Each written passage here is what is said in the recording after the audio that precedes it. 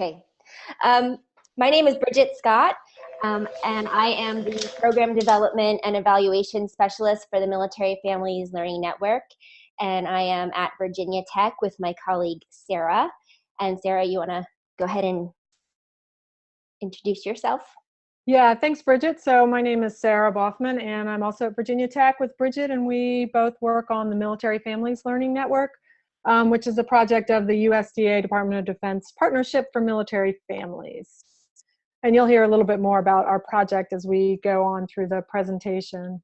So thanks for having us today. We're really delighted to have the opportunity to speak with you about developmental evaluation, how we've used it in the Military Families Learning Network, we'll say MFLN.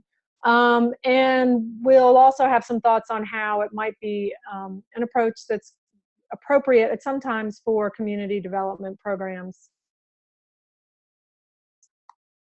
So today we're going to give you an introduction to developmental evaluation. We're going to talk about what it looks like and in practice, and then we're also going to discuss developmental evaluation in the context of your community development programs. So if you all would, throughout the presentation, please feel free to type in the chat. Don't use the Q&A box, just use the chat.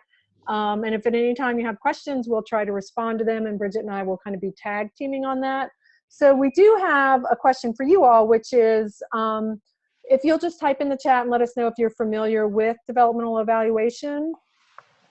And then also, what types of, just generally speaking, what types of community development programs are you working on right now?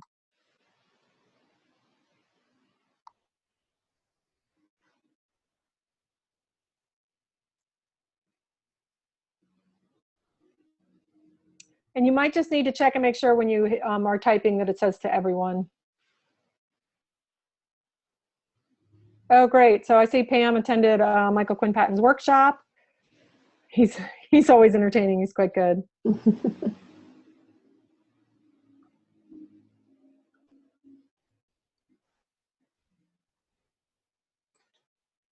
So I see some folks working on SNAP, economic development, farm worker health, workforce development,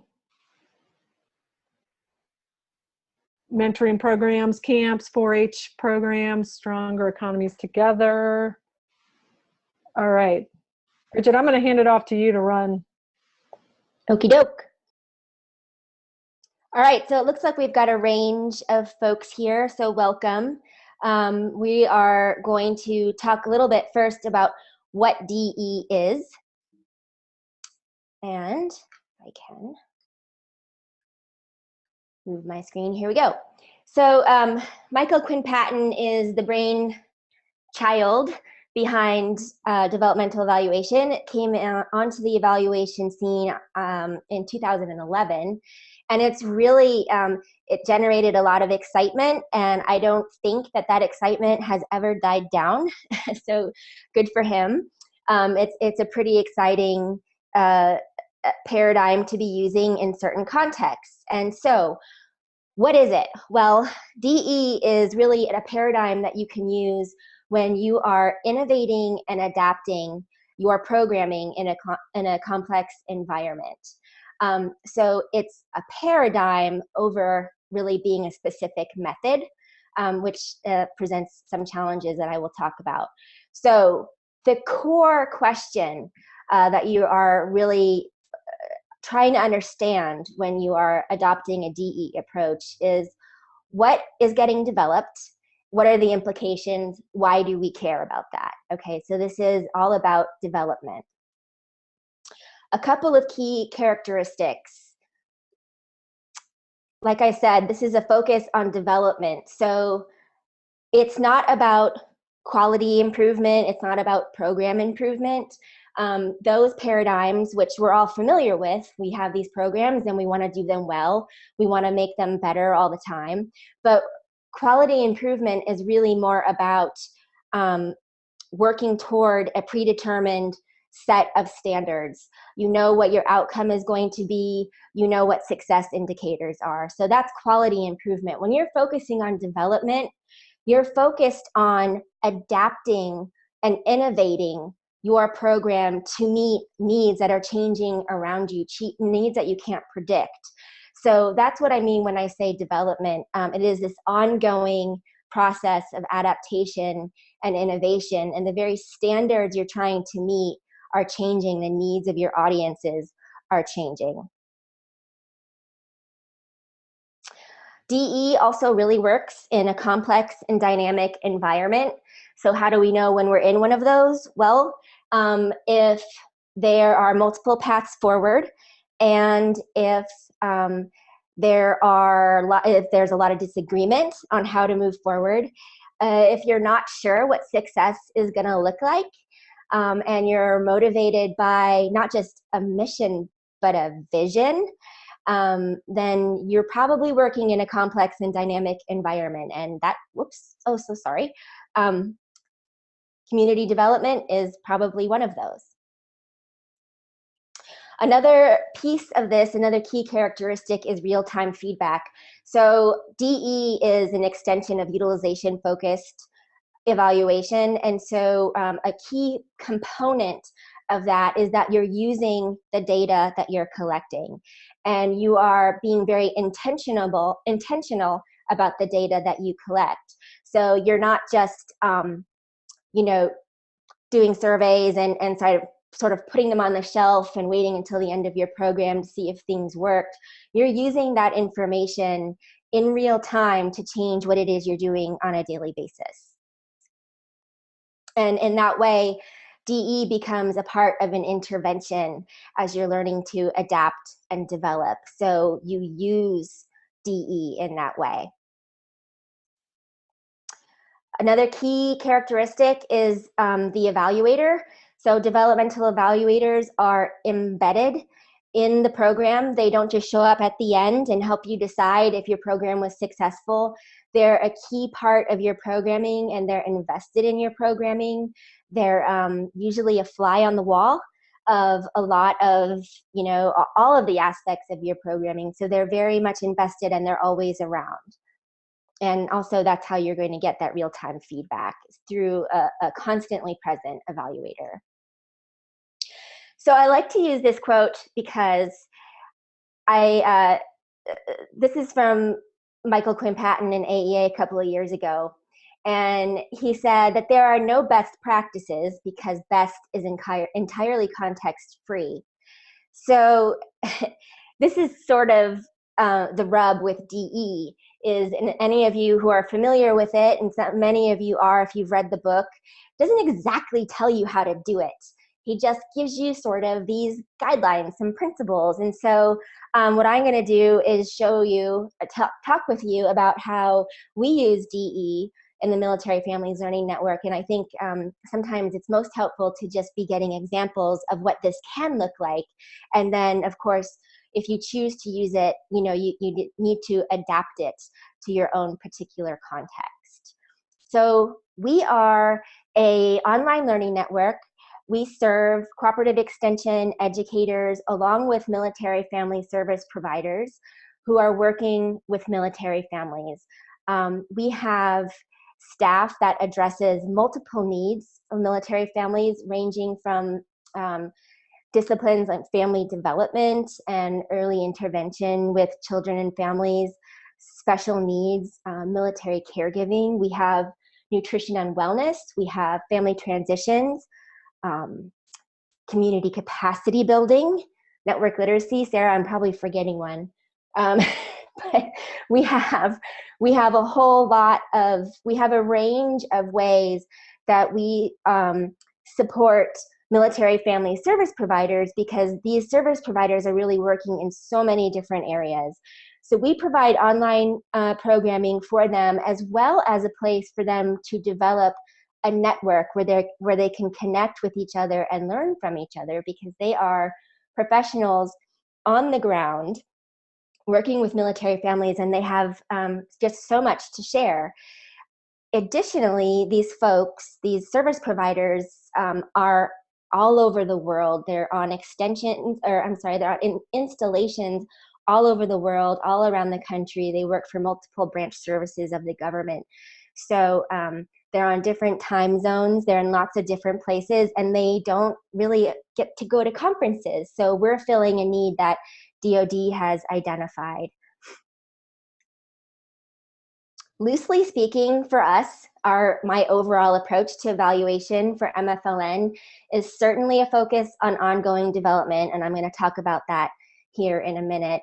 And it's also, it prioritizes innovation, not just for innovation's sake, but innovation in learning processes. So we produce learning experiences with webinars and online programming and that sort of thing. But learning is also an internal daily practice that we use.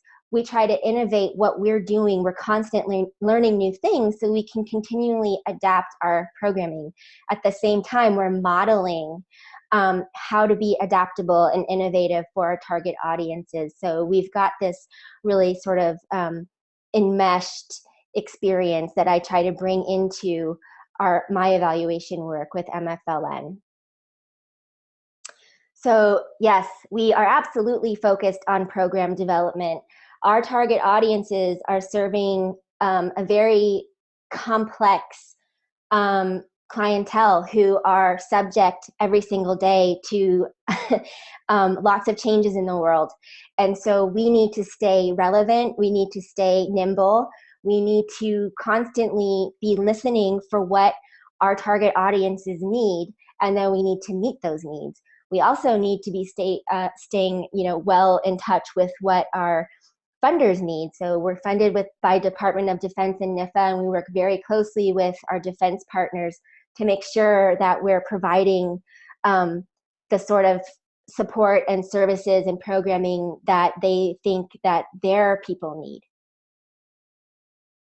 We are working in a crazy complex environment in two ways. We are not on a typical grant type of project.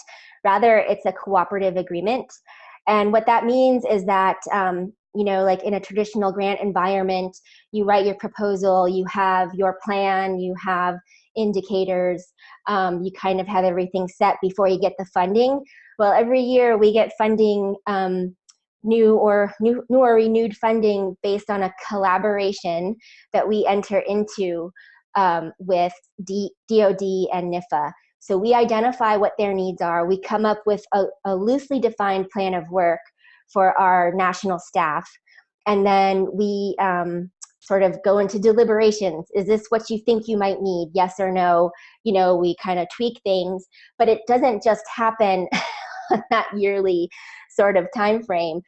We get calls almost weekly from defense saying, hey, I need you to change this or forget that, and we need to focus on this. Did you see the news this morning? We need to do something about this. We need to address this. So that's a very dynamic and changing environment. And we're an e-extension partner. So we are also, e-extension is a dynamic and changing organization. And so we're changing right along with them. I provide constant evaluative feedback on multiple levels. So as I'm collecting data on a daily basis, I'm bringing it forward not only to my leadership colleagues, but to staff all throughout the network. What am I seeing? What are they seeing? We talk about things. We don't just, like I said before, we don't shelf our data and then sort of bring it forward every quarter or at the end of the year. We're constantly talking about what's happening, and we're making decisions based on what we're seeing, and we're using that data to move forward and find a path forward, particularly when we're adapting and we're sort of making a lot of changes and needing to really innovate what we're doing. And I am on the leadership team. I'm full-time on the project. And so I try to be in lots of different places, and we've grown a lot, and I'll talk about that in a bit. So that's a real challenge for me. But I am here, and I'm invested in the program and very much a part of guiding the development of the program, and not, as well as leading the evaluation and research that we do. So for us, what DE really looks like is continuous adaptation. Like I said before, we're working with our target audience and then their clientele, our subject, to a really changing world. And so we have got to constantly adapt to that on, all sorts of levels. The cooperative agreement environment, again, demands demands a lot from us. It's a great way of working, but it's really hard when, you try to make a yearly plan and then, you need to sort of step away from that. And we have staff who are extremely good sports, but it can be really hard. Especially when there's a lot of planning involved, and then all of a sudden you're in a situation where you need to really walk away and focus on something else.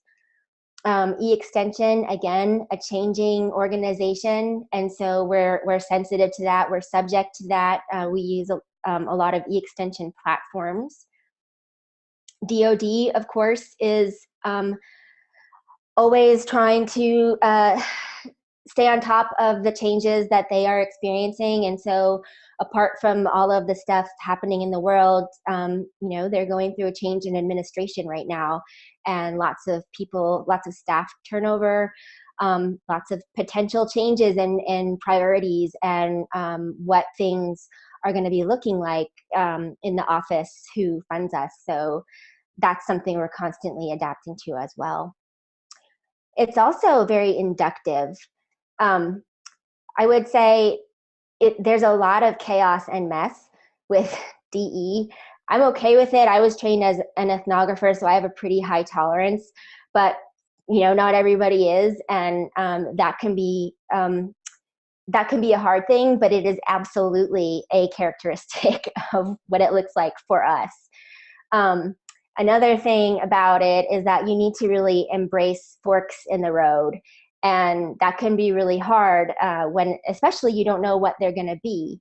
But the beautiful thing about DE is that if you can embrace those forks in the road, if you can address challenges nimbly when they come up, what you're doing is actually experiencing a moment, a developmental moment where DE really shines, because what you're doing continuously is you're tracking what is going on, and so that you're understanding, you're talking about it all the time with your colleagues, and when you see a fork in the road, it's easier to adapt.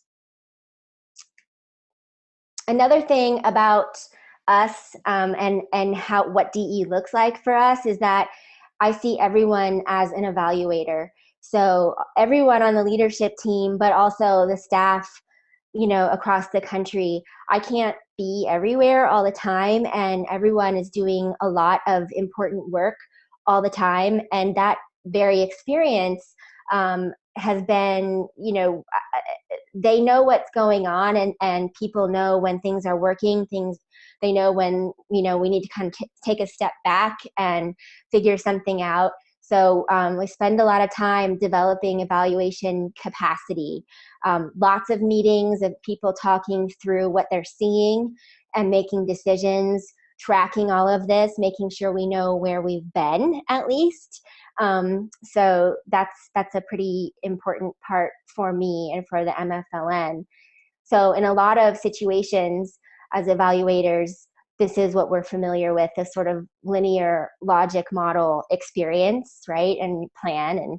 And but really DE ends up looking like this crazy swirl of 2 steps forward, 1 step back, failing forward, learning from our mistakes, remembering those lessons, but still continuing to move forward and develop and adapt to innovation and change. So I saw in the chat that somebody took a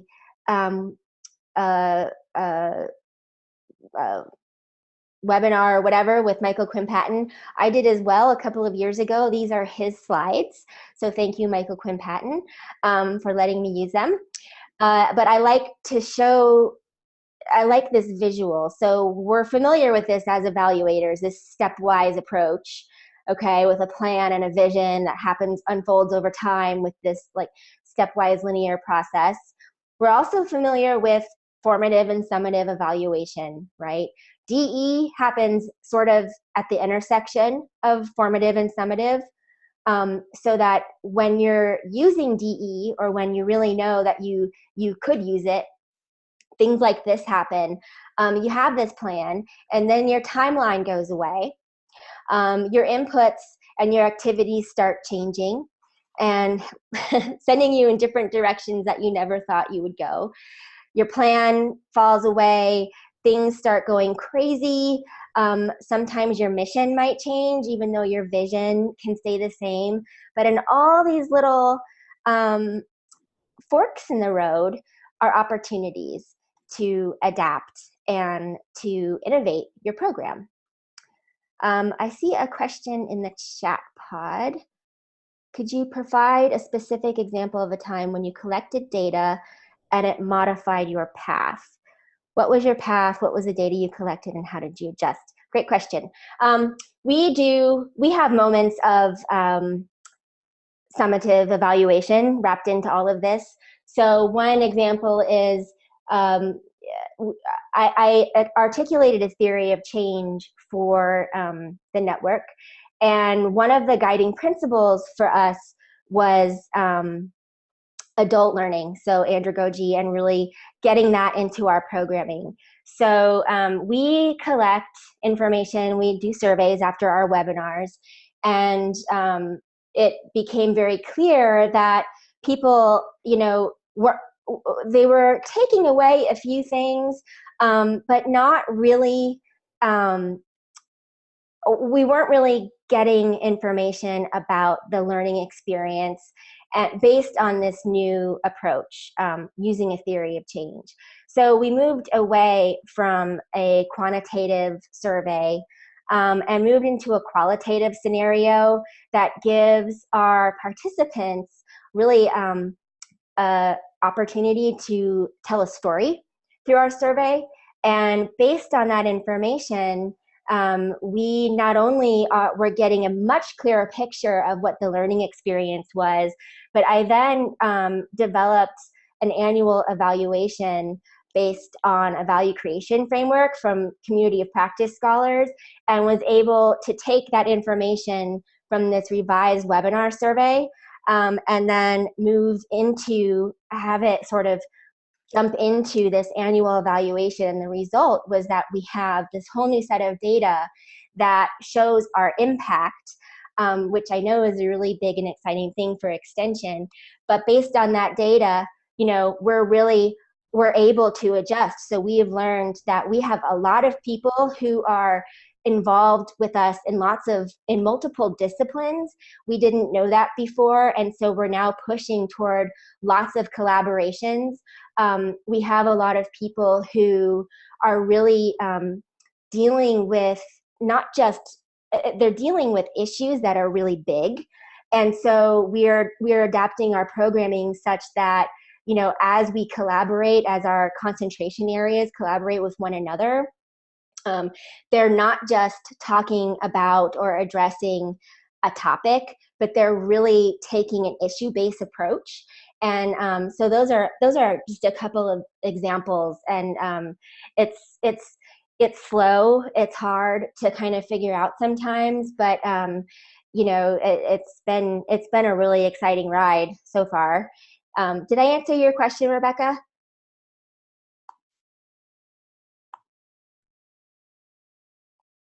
Okay, great. Okay, so this is the point.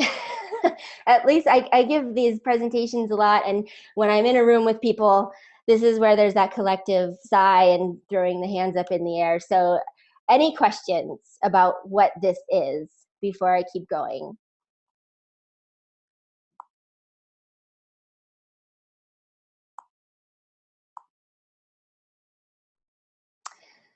Is there a difference between reacting and adapting in this context? I think so. I think when you're reacting, Mike, you're really you're reacting in a moment, and reaction doesn't necessarily involve a long-term game plan. That being said, reaction is definitely a part of this, but when you're adapting, you're making intentional changes. I see that as a difference for sure. And by all means, we react, but we then go back to that reaction and say, was it the right one? And how do we know? And if it wasn't, if it was great, then we sort of implement an adaptation and try to, scale it up through the network. So make that change. But I would say that adapting is probably a little more intentional. And even though, all of this is happening in real time and it's evolving all day long, we're constantly checking in with ourselves. We're constantly, going back to what did we know?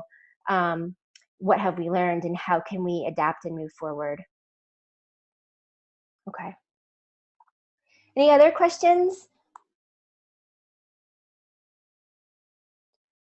If I set a timeline of how often I evaluate, or do I just wait for an event or an episode? Okay, so the way I evaluate, there are a couple of ways. We have these, formal nodes of evaluation with surveys, and, I was trying to do online focus groups. We have things like that. But I evaluate also by listening and watching. So very informal. What's going on? What's going on in the context of a decision we made a week ago? Is that the right decision? Are people able to implement that, in an actionable way? So when I say evaluate, it's me, it's not just that IRB stuff. It's not just these more formal methods, but it's listening. It's a lot of listening. It's a lot of watching to see what's going on. It's a lot of talking, and really being there with all of my colleagues to understand their situations and their successes. For me, that's evaluation. That might be the ethnographer in me taking over, but I would say that is really crucial. And at the same time, we have, we evaluate we do an evaluation survey after every webinar. I do quarterly reports. I do annual reports. So data is constantly being collected, and it gets formalized at certain points in time on paper, but it's constantly being used.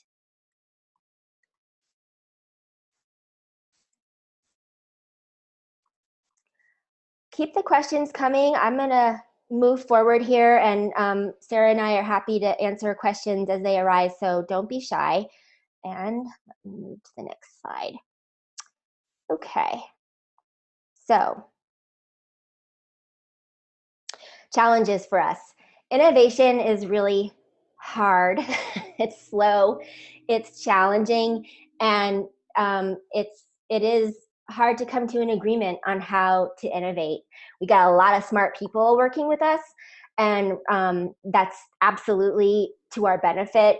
But we also, have a lot of people. We all have different ideas of how to move forward. So it is hard. Moving from program implementation and then program improvement to a redesign of our program has been a really tough thing. Sarah was the original evaluator on this project, and she got everything going. She got everything up and running, making sure that we were doing what we thought we should be doing. And I came along and had the opportunity to sort of make this my baby, and we've entered into a a time when it's like, hey, we have to start changing what we're doing. If we keep doing the same things over and over and over again, we are no longer going to be relevant, and we are not going to fill that really essential need that defense has asked us to fill.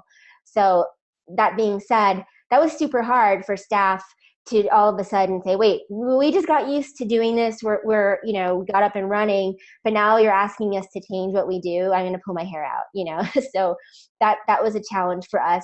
IRB, of course, is a challenge. Hard to predict what you're going to need. And at Virginia Tech, luckily our IRB office is pretty quick, and they have a pretty clear understanding on the differences between evaluation and research, but we are also subject to DoD's IRB, which is the Defense Manpower Data Collection, and that is a bureaucratic beast and very difficult to get anything approved. And the approval timeline can range from, I think for us, it took me close to 9 months, but 18 months is the standard. So it's hard to be innovative when you're waiting on something like IRB approval. Daily evaluative thinking can be a challenge. Sometimes you just want to show up to work and get it done and go home. It's hard to sit there and always have your evaluation helmet on and thinking, okay, how do I solve this problem? Sometimes you just want to have a really easy, normal day, and that for us can always be a challenge. We do have limitations for delivering our programming because of our target audience. And so we have Defense uses APAN, like Adobe Connect, because it's really the only platform that can be used given all the firewalls that are found on installations. So that's a challenge. We also rely on social media platforms as part of our programming. We use social media as a learning tool, but not everybody can get onto Facebook during their workday. And on top of that, we're working within the military culture. Well, we have folks who, I mean, even if they wanted to, they've been trained not to go onto Facebook during the day. The military culture also is, this top-down, big bureaucracy and lots of privacy. So we're working with folks who, despite the fact that we're trying to create this virtual learning network, they might not be used to sharing personal information. They're very guarded, so that can be hard. Okay, and then scaling up, we more than doubled in size in 2015, and so I would say that we're just now kind of coming out of that, and like, okay, we made it. That was really hard to do, to really focus on being true to a DE paradigm when all we were trying to do was get through the day and get all of our new staff up and running. So is DE right for you? Like I said before, if you know that you're in a complex environment, you should really think about it. And again, if you don't know the path forward, or there are multiple ways to maybe get from point A to point G with lots of, maybe just lots of different decisions to make in between. If you have colleagues and you're not sure, you can't come to an agreement on how to move forward. If you're not even sure what success is going to look like, you're probably working in a complex environment, and DE might be really useful. A couple of ways to differentiate and maybe identify whether DE could be useful for you. Traditional evaluation, when I say that, I'm talking about just, formative and summative, and the differences between those and DE. So are you interested in testing models, or are you trying to support program innovation and adaptation? Are you trying to pass judgment on whether a program is working, or is your focus really on learning from the evolution of that program? If so, DE might be right for you. Are you working with an independent evaluator because you need objectivity, or do you want, are you working with an evaluator, or can you work with an evaluator who can give you lots of time, facilitate discussions, coach staff on learning and adapting, and be, of course, a big fan of your programming? Are you in a deductive environment, or do you have the opportunity to be inductive? So that's a big difference as well. Again, linear logic models, cause and effect, those all are valid and important, but if you're working in a complex situation and you use a theory of change, DE can also work for you. And again, external accountability or internal, are you really focused on your principles? Which doesn't mean you can't have external accountability as well. So as a paradigm, DE is emergent. You're working with it all the time. You're not sure what it looks like in your own context. You have to figure that out. What it looks like in one place may not be what it can look like for you. DE is forward moving. The paradigm itself is changing as people engage with it. And so how you engage with it, and then how you bring that experience forward to your colleagues, your evaluation colleagues, helps to make this paradigm continue to develop. And so really, it's an invitation. It's an invitation to get involved and see what your contribution can be as the paradigm moves forward. And so for extension, if we can do something like fit a walrus in a pint jar, I think that we can probably find some really cool ways to use developmental evaluation and get our heads around it, and do some really cool things with our programming. I'm going to turn this over to you now, Sarah. Thanks, Bridget. Thanks for that explanation. So I know DE is kind of a tricky thing to wrap your head around because it doesn't, there's not a nice step process for you. And it's really, it's not appropriate for all kinds of programs. So hopefully what I can do now is talk a little bit about how DE might work in a community development environment. Bridget's talked a little bit about, some of the different questions and criteria and when it's good to use DE. And one thing I would say is that, in a community development environment where, for instance, maybe you've got someone who's had a lot of success with a program in one community, in community A, and so they want to implement it then in community B. And that would be an environment in which it may be appropriate to use developmental evaluation as, the context has changed. So that's one area where you may find that developmental evaluation is a good approach. I mean, the other thing that we will fully acknowledge is I don't know of a whole lot of extension programs that have an evaluator who gets to spend their entire time on one program. So we're very lucky in that respect. So some of the ways that, and I'm going to go through these pretty quick because we're going to get short on time and I want to make sure that we have time to answer any more questions. But Michael Quinn Patton identifies a couple different scenarios that lend themselves to this approach. So ongoing development, an intervention program that's being implemented in a new complex environment. If you're adapting something like, program from community A to community B, that's another potential purpose.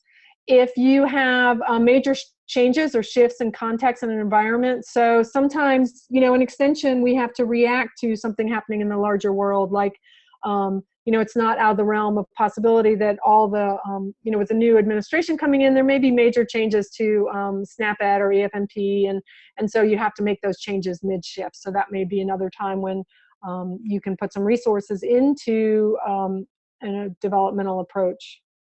Pre-formative development, which is, if you're addressing major systems change. So some of you all who I know said you worked in economic development, as we're coming in and out of big recessions or people are dealing with, a crisis in mortgages. And so working on what kinds of programs, how you have to adapt your program to help people manage their finances in a different way, or maybe we realize now people really aren't understanding what this mortgage paperwork is. Those are some environments in which it may be helpful to use DE. Another one is if you're taking a pilot project to scale, things that work in small programs may not work as well, or they may work differently, or they may have different kinds of outcomes that you weren't aware of. So those are other good purposes for developmental evaluation. So in our toolbox for when we think about developmental evaluation in an extension context, you have to have a genuine commitment to adaptation. And this is one of those things that sounds, oh yeah, I can adapt. And I'm a trained evaluator, and there are times when Bridget will come to me with data and I find myself really resistant to that change, even though, my sort of worldview is you use data to make decisions. And I look at this data and I'm like, but no, we can't change the Facebook page, or so you really have to have that genuine commitment to adaptation. It's really, I have found, as sort of the project leader, harder than it seems like it should be. And the ongoing reflection and action is kind of tricky too. And this is part of why it's so important to have an evaluator, even if they're not, full-time on this one project. You need somebody embedded in the project whose whole role is to pay attention to the ongoing reflection and action. So that kind of happens as programs develop and evolve, but it really needs to include the entire team. And it can't, one experience I have as an evaluator in extension is a lot of times people will come to you and they say, oh, well, you're the evaluator, so you get to do the work. In this context, everybody is the evaluator, but you need that one person to pay attention. You really have to have comfort with messiness. That's also a challenge for me personally, because I love a logic model, but life doesn't always work in a real linear fashion. So Bridget did a nice job kind of showing you how messy this can get. And we haven't talked a lot about reporting, but the message here has changed. You can't just turn in your reports, check off that accountability box, and then you keep rolling with your program. And we do actually a fair amount of reporting. It doesn't sound necessarily like we do, but we report quarterly to both the Department of Defense and NIPA. And of course, we have annual reports and all the things that come with federal grants. But our reports don't always look the same. And so we're quite lucky that our funders are willing to look at a report maybe in the second quarter that is a little bit different than the report in the first quarter, because of what we looked at, the questions they had based on a report, and reflections we made and actions we took that we wanted to make sure were reflected in the next report. You definitely have to be willing to mix your message. It kind of speaks for itself, but the bottom line is you're not really going to be able to rely on one method of data collection. There are going to be times when quantitative is more appropriate. There's going to be times when you're going to have to, mix within one data collection cycle. So you just got to be willing to do that. I talked about embedding your evaluator. So we're going to take a pause here and see what kinds of programs you all, if you have a program, as you've heard, that you think might benefit from this approach. You can go ahead and just type. I see Rebecca's got a question. How do you prevent yourself from going off in an erroneous direction and down a rabbit hole? That's an excellent question, and we don't always prevent ourselves from doing that.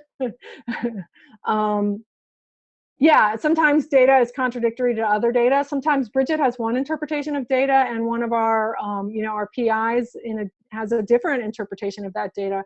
So that's where you have to have a real commitment to the conversations and the reflection and the messiness. That's where the messiness really comes in.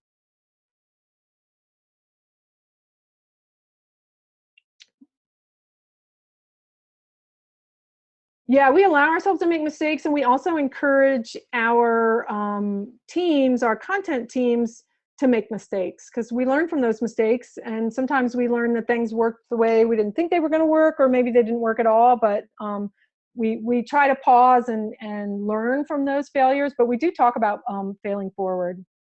I sometimes have to remind myself that I told people it was okay to fail.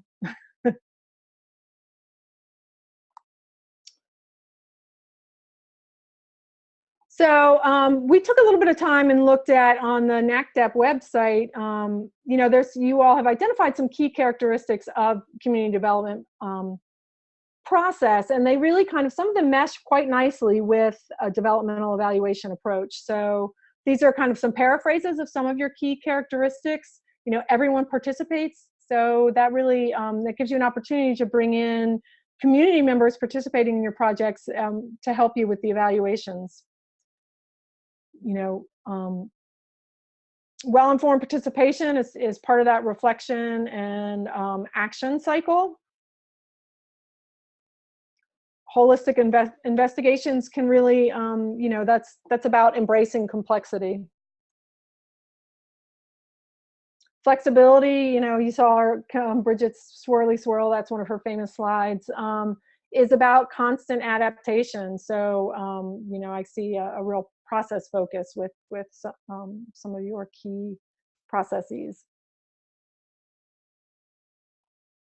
Professional facilitation and coordination. So that's where, you know, you have somebody who's an embedded and invested evaluator can really can help guide the conversations and point out decision points. And one of the things Bridget, I think, probably finds herself doing more than she maybe wants to is saying, okay, you guys, we had this conversation 6 months ago and here's what we decided. Are we really trying to revisit this? Are we not remembering our decision? Do we have data that's supporting this, or are we just you know, having a day where people are driving us crazy, so we're wanting to make this change? You know, context is everything, but key principles and components can be scaled up and adapted. So, you know, those successful local efforts can maybe be expanded into broader models.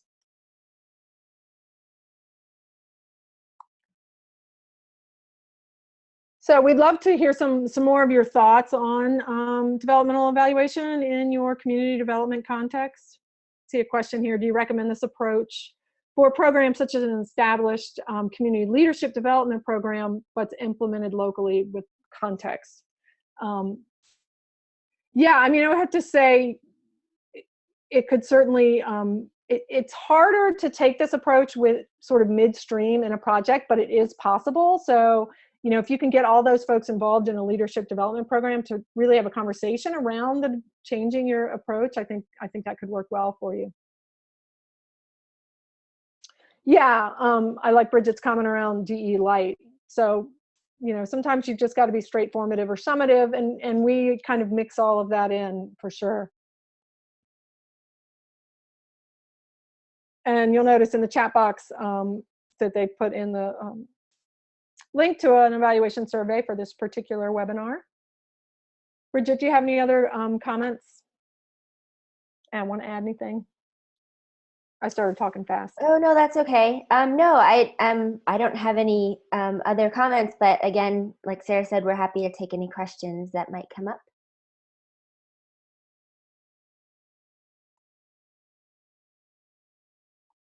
And if you can't think of any, can also contact us by email, or we're both on Twitter. If you decide, if you think of a question later on. Yep, please feel free to contact us at any point. And thank you all very much. We appreciate it.